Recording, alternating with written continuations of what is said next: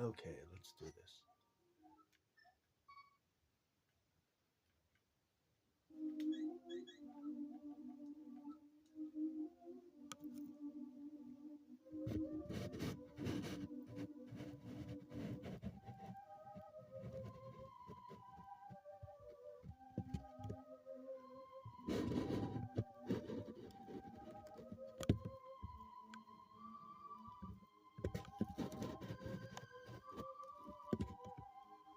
There we go, I think that's better.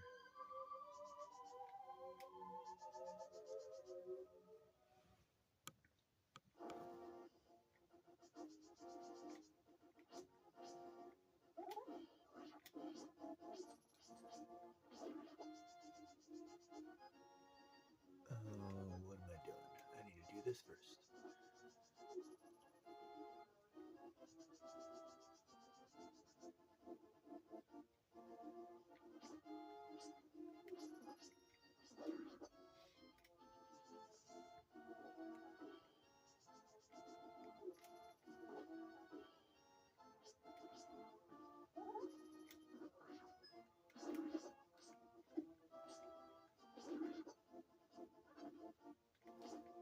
I want your arrows. I wish I could pick up the ones that bounce off my shield.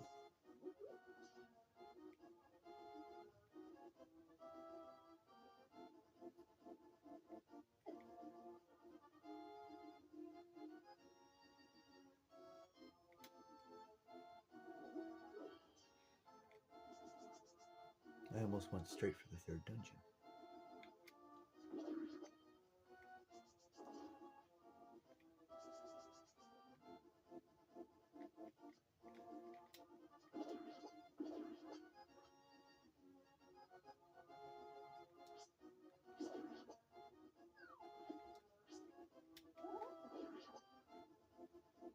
Man, these guys hurt so much.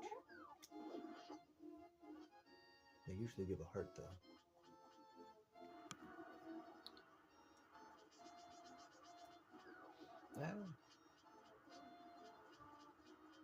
You know what? This is my favorite heart piece in the entire game.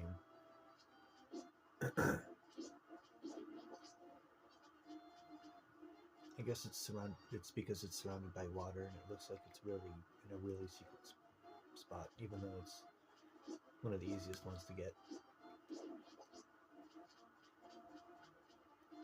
This one just always kind of seems special to me. Whoa! Are you still there? What the hell happened to you? I guess I had to hit you while you were in the air. That's never happened before. Whee! Okay. Damn you. Alright. Let's get rid of some of this money that's been weighing me down.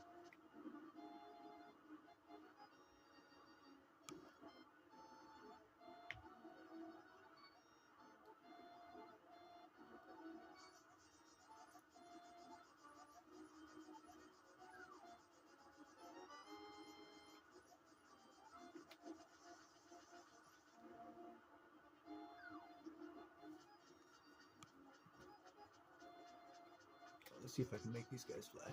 Oh, no. I almost had that second one. Yeah, it's just over here. I don't know, there's something about it that just doesn't look like the other parts of the game. I guess it's these trees. The fence makes it feel special for some reason. I guess it's stupid.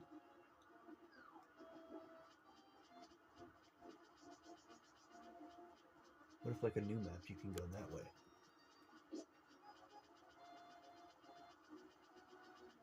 Or I should say a revised map.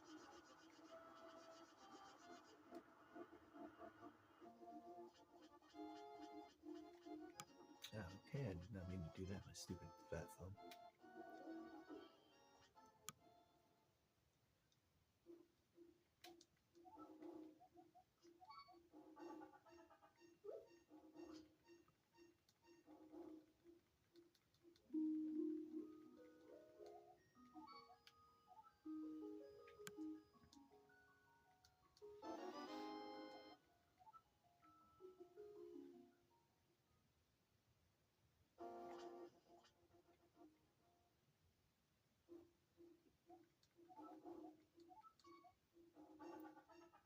There you are. Alright, these things were pretty important to get.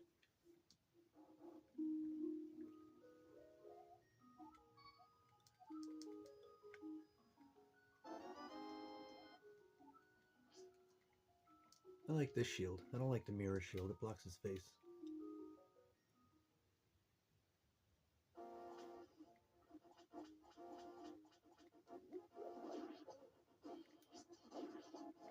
Okay, what's next? Next I gotta get the third bottle. The reason this is my favorite game is because I love the way the world opens up to you. I wish it was a little less linear. I wish it was a little bit more explorative. Kind of like the first game, even though the first game is a little less open-ended than people seem to rant about. But it's a lot more in-depth than this, in the way that the world opens up to you. But this one's a lot more manageable.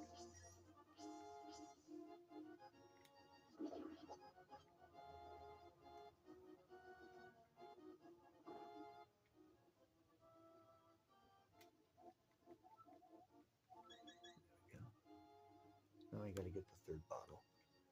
I've never really liked that first game from the NES. First of all, I don't know why people think the second Zelda is hard. I mean, it is hard, but for me, the first one's a lot harder. Those dungeons can get pretty crazy at the end. And I have zero interest in doing the second quest. Where am I going? Am I still going the right way? In the original game. Plus, I remember I was introduced to Zelda through this one, and then I went back to the original NES version, and I was really disappointed in the way it looked. And thought that for a game that's supposed to be about like the magic and fun of exploration, everything just kind of looked the same, and it was not particularly an interesting palette. I mean, I know it was the NES, but if that was the goal, they could have made it a lot prettier. And they really kicked it up with this one. I love the art in this one. That's one of the reasons why this is so good.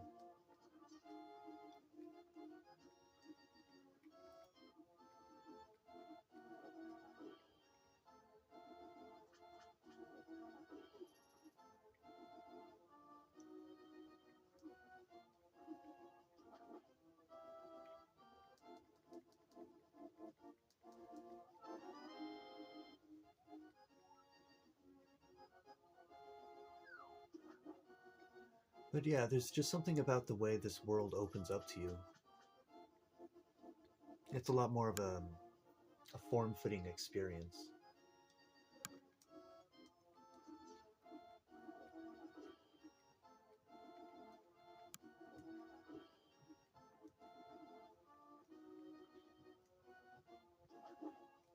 I wish there was something a little bit more engaging about the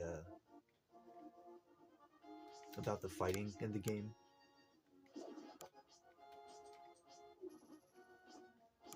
Sometimes I just play around and do a little sword play myself, just like this. Oops, I guess he got me there, and I win.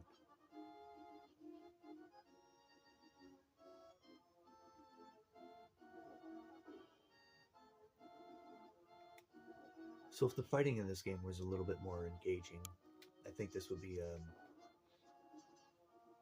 little bit more of a perfect game. Oh, I should get a bottle, or put something in the bottle. Mirror arrows, have 10. Nope. Ah, you cheap bastard.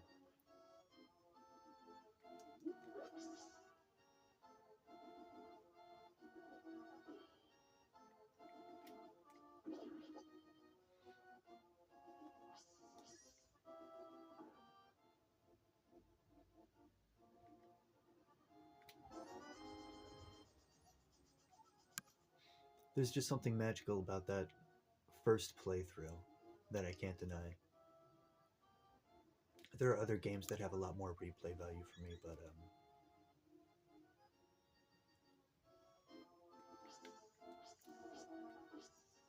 just on the merits of like the first 2 or 3 times I played through this game.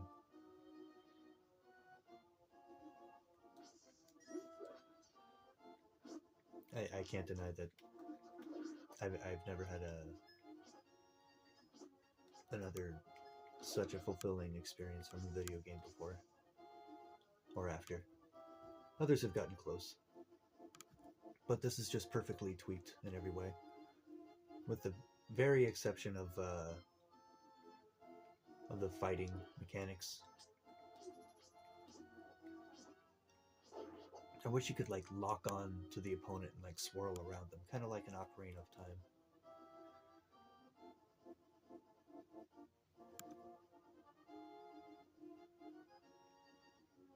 And they would like engage with you in different ways, more detailed combat. Even though this one's pretty useless, I've always liked going down here. This is one of my earliest memories of playing this game in a condo in Chinon. This was probably also, or not probably, this was one of the only places that I knew, one of the only secrets I knew how to get to.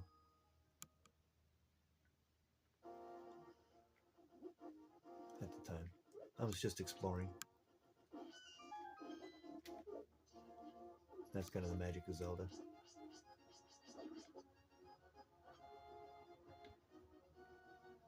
Okay, so where are we headed now? We gotta go to the Tower of Zeus's wife.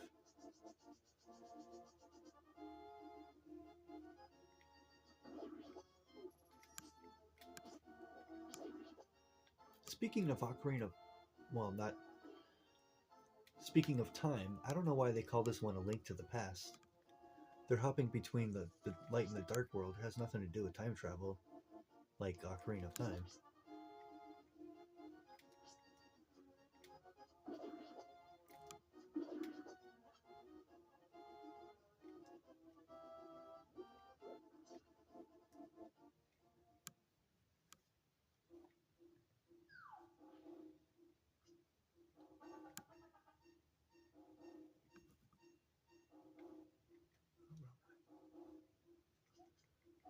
Oh.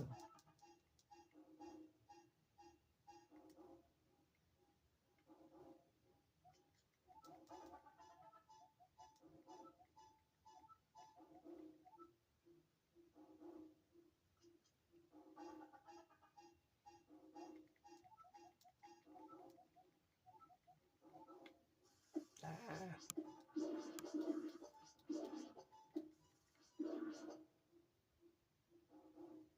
Nothing.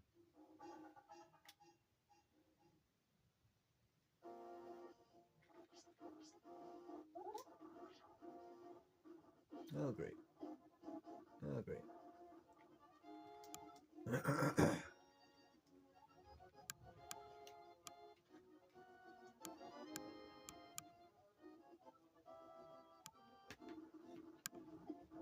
I love how he stops you right there in time to get hit by a boulder.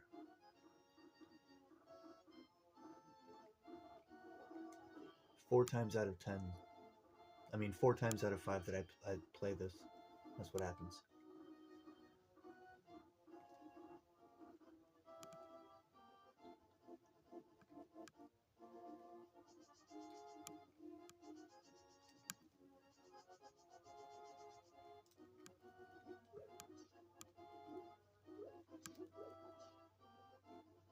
How many heart pieces do I have?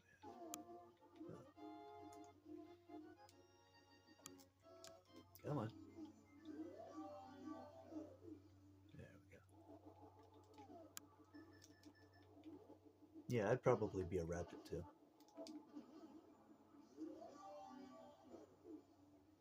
A rabbit, a fox, and hopefully like a hawk.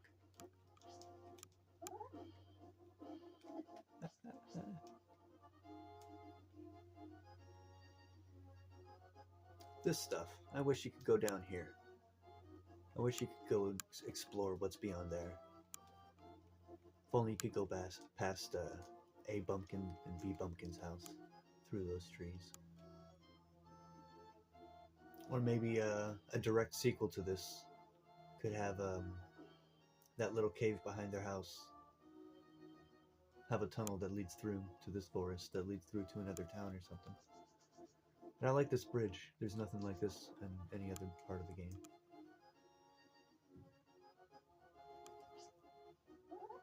Get over here, you sucker. No, don't jump. Oh, wait. I should jump.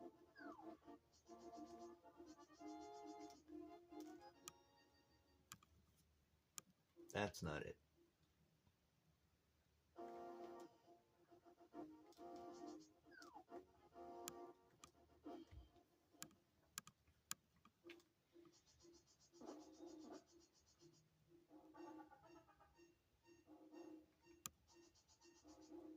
I guess this wasn't it either.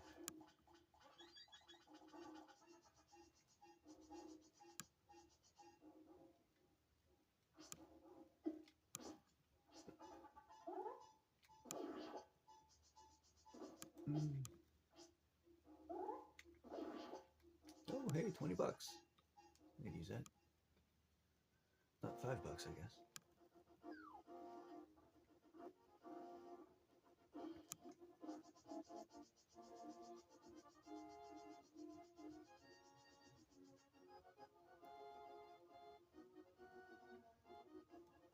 Okay.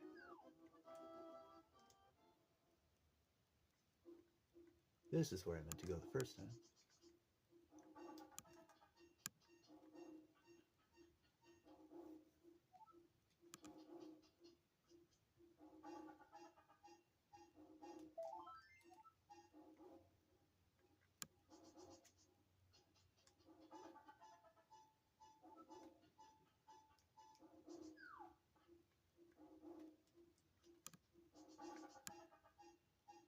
I already lost 2 hearts.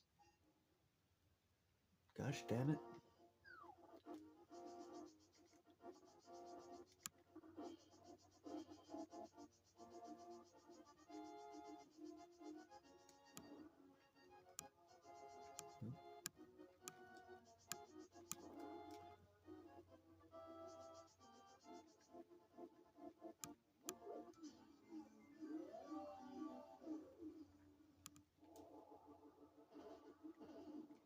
I don't want to talk to you.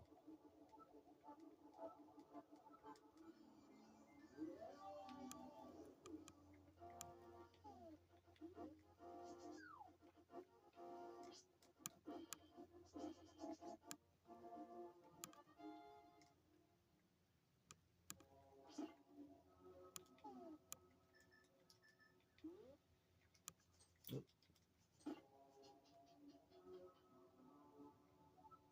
You know, I take it back. I actually think this might be the easiest dungeon. Okay, I did not mean to hit that one, but it worked out. Get over here.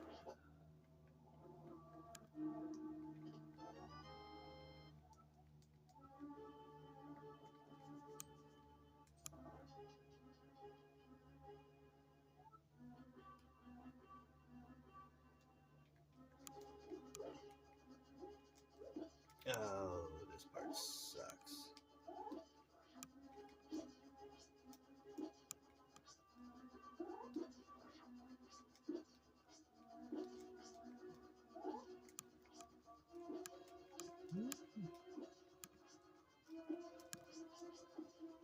Okay.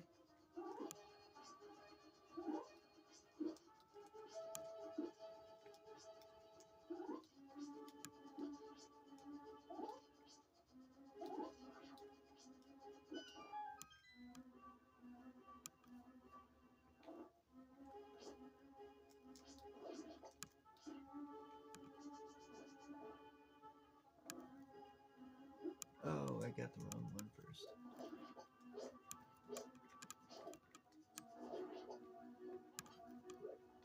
And I made the same mistake twice.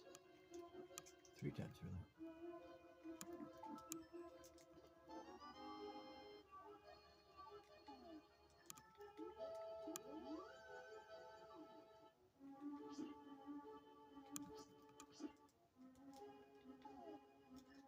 I don't remember, but my instinct is telling me to do this.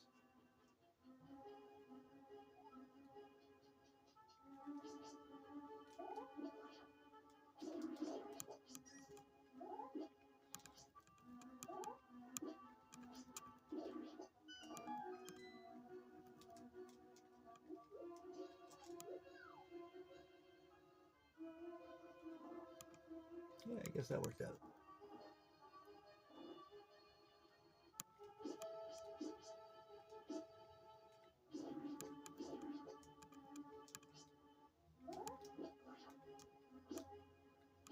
Wow, you son of a bitch.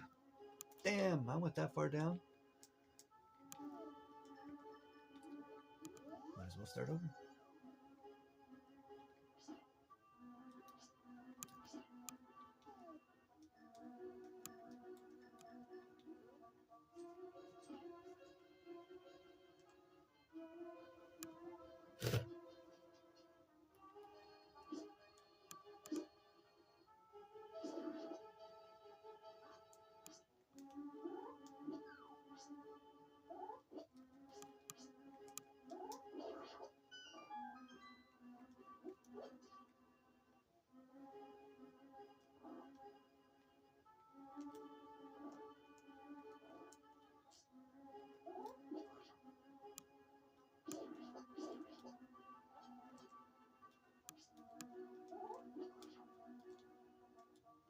I'm just gonna make a run for it.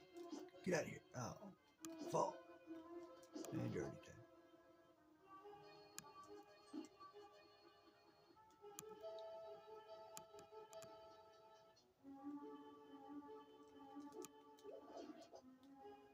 I could use another $5.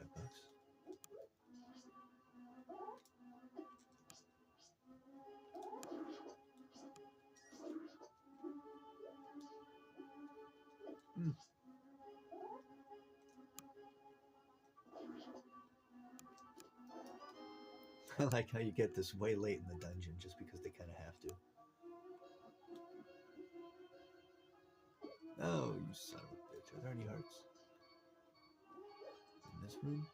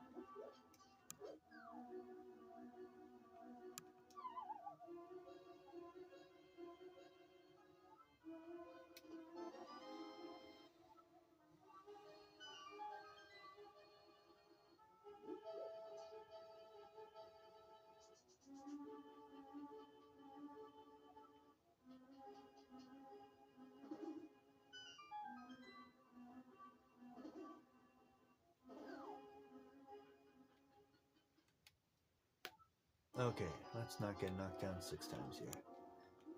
I try this every time and it never works. Oh well.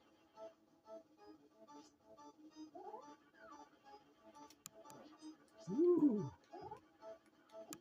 Okay, 1. Let's discount that as 2. Oh, thank God. You know what this tower kind of reminds me of? It's kind of like a... I wonder if the art behind it is because it's like a... It's kind of like a... Maybe it's like a phallic thing. Because it's a tower.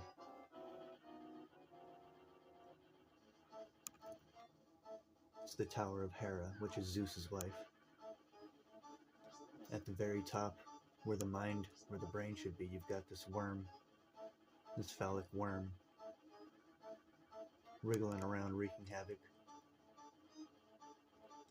There's a perennially empty space on one side of your brain.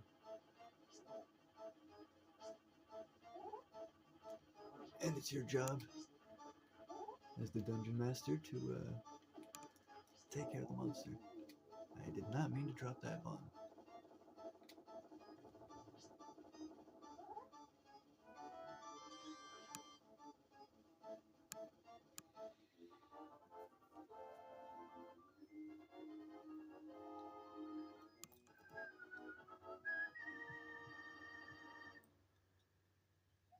There we go. Time to go get the Master Sword.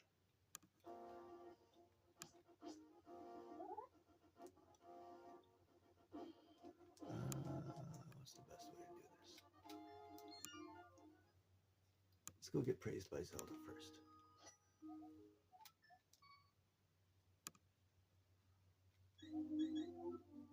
I know.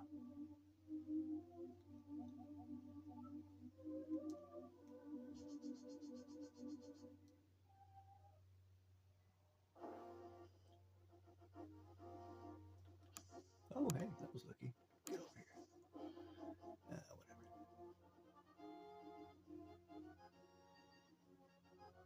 I don't know how it came up, but a long time ago, I was in the car with one of the biggest crushes of my life. For some reason, I was talking about this game and this map. I was telling her how there's art hidden in the way in the layout of the map. At least that's the way I interpret it. Let me go through it. Let's see. Way up here, I don't know, it represents magic and mysteriousness and the gods. That's why it's the Tower of Hera, which invokes Zeus and gods and the idea of God and magic and godliness. That's why there's a waterfall, which is a representation of magic on this earth, in this game at least. Water comes from this area, from the waterfall. That's why the ether tablet is up here, medallion.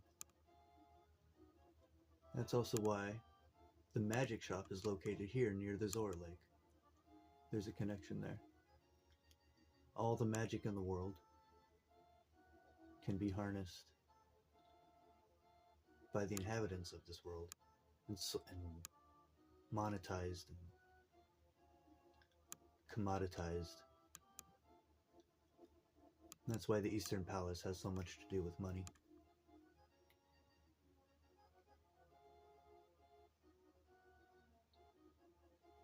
There's this little monster down here. It's kind of like as time goes on, water eventually flows again, an island forms. There's this little monster down here. It only exists here.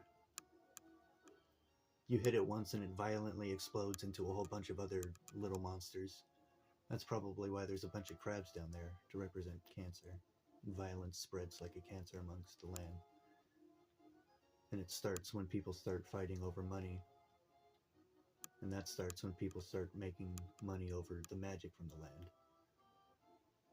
which comes from somewhere beyond. This guy here, if you notice these top two little brown mountain areas, they kind of represent hands and arms. You can see the two little blue dots in the center, or on the top of this little section area here. The two blue little lakes there kind of look like eyes. He's keeping an eye out for this sort of situation. He's keeping a watchful eye. That's why that's why it's represented by a water reserve. And that's why you can get a heart container there.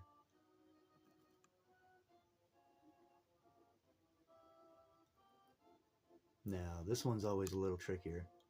If you notice, you can kind of see, well, what I interpret here is, again, something very phallic. The desert represents, what, time and loneliness and hardship. If you can kind of tell, if you can kind of see what I see like a rock golem-ish, the profile of like a representation of like a strong creature. Some of them even like come out of the sand when you're in this area. Someone who's got strength, who represents strength, has the power to wield the responsibility of this phallic representation. And I can only imagine this has something to do with some kind of digestive symbolism. What else do we have here? Everything's centered here. This is like a metaphor. This is all a metaphor for a kingdom. A kingdom is a metaphor for someone's own body, someone's own life, the way they handle it and treat it, what kind of person they really are. And this is kind of like a lesson for how the land works. Here in the center, the king keeps an eye on everything, rules over the land. As you can tell, that almost looks like a face. Two green trees representing the eyes. Green nature, natural eyes, I guess. Right beneath, just beneath royalty is the hero's house. And then over here we have more... not exactly sure how to interpret this other than it's just where other people live. It represents the population of this earth. This area here has always looked like a turtle to me, which I suppose represents slowness, taking too long, like I'm doing with this video right now. And then it's all green. And this is where you can find the Master Sword. This is also where you get knowledge, too. You get information from these people. There's a lot of things to do with the past here. And the library's just down here. So maybe this part over here represents what you have to go out into the world and explore and find. But not take too long. Overcome your natural slowness or something. And then once you've waded your way through that forest, you get the Master Sword. And this little area here represents how this area here is just a natural part of the world. And then you can find a sad little boy in there. I'll get to that later. That's one of my favorite parts of the game. Maybe when I get the flute, I'll go through that, my artistic interpretation of that. Is there anything else I wanted to say? The way up here, I guess we have A Bumpkin and B Bumpkin's house. What does that mean? Aberrations in society? Not exactly entirely sure. I guess the insinuation is that there are all types of people on this earth. If you can imagine it, that personality probably exists in some combination. And we're all just getting mad at each other for the very same problems that we have ourselves, just in a different form.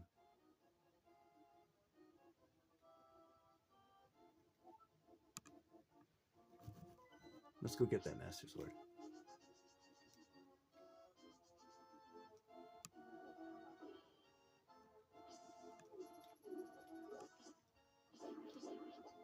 I don't think that crush of mine was all too interested in what I had to say. I didn't really get all that detailed, though. It's been a long time since we've talked. I guess I should probably just stop thinking about her. Or at least do my best. What do you got to say? Yo? What about you?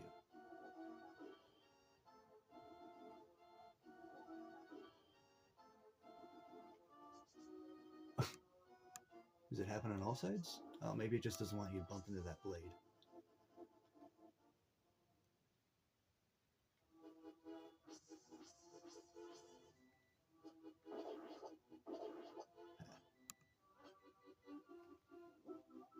So is this a sword or not? Could I just be like Link holding two swords right now? And also, what happens to your regular steel sword once you acquire the Master Sword? Couldn't you just like drop the shield or hold that on your back and start chopping down people with two swords? Do double damage? Or 2+1, I guess? And then 3+1? And then 4+1?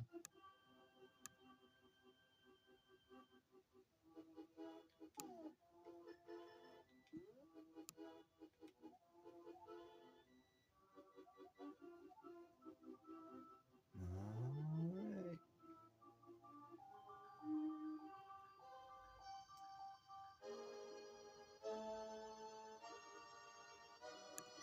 I'll probably have to call this episode here. It's running a little longer than a half hour. That's probably the most digestible chunks that I should be doing. Also, once I go over this time, it starts to become more of a bitch to load onto YouTube because of the length, how long it takes.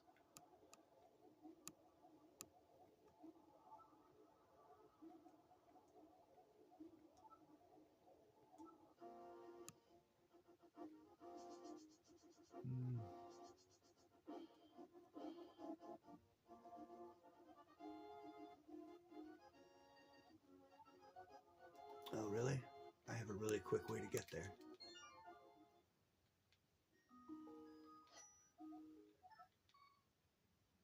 Haha. No? And I was still too late?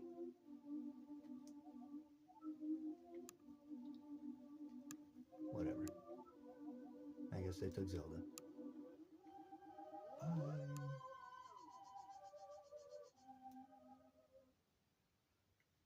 Alright. I guess I'll call this episode here. Toodles.